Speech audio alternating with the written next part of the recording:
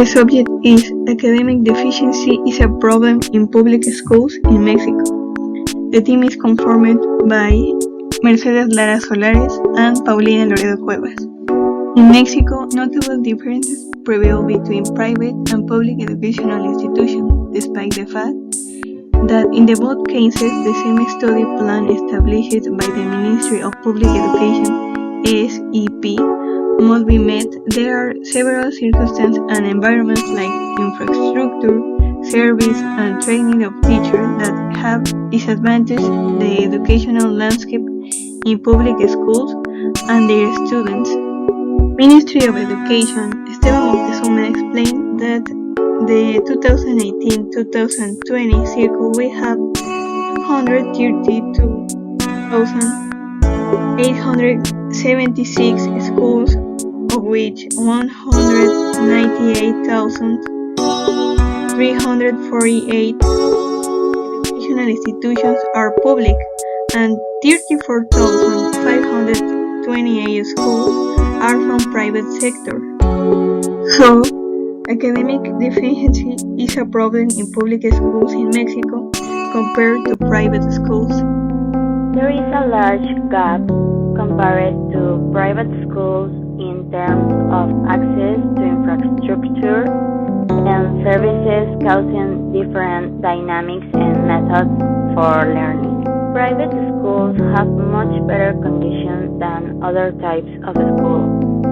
According to INA 2014, 92.5% of private schools have the three basic services: water, electricity, and drainage, when the rest of the country's schools do not have even reached a third.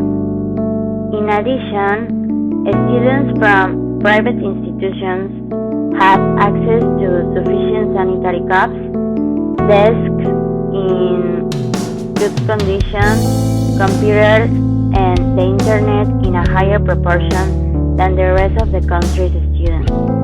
The figures reflect an evident superiority of material conditions of private schools over other schools in the country, a factor that undoubtedly favors learning within these institutions.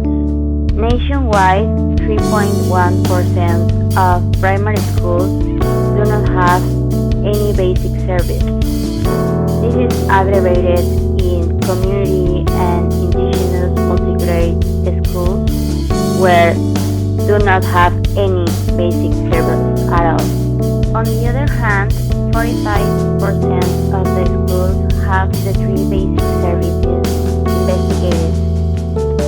Those of private support are in better conditions, since almost 93% of them have all three services, and the rest, 7%, have two of them. Reason 2. The lack of training of teachers and public servants coupled with union dissent cause knowledge deficiencies in students. Another issue that explains the problems of the Mexican educational system is the training of the teachers. In the country there are 440 normal schools, but according to the data of Mexicanos Primero, only 17 of them have a higher level education. The rest don't meet international standards, and in many of them there is a deep political activism that replaces the classes. Nationally, 40% of the teachers didn't complete training programs. 2 of every 5 teachers have a master's degree, and only 4.4% have a doctorate.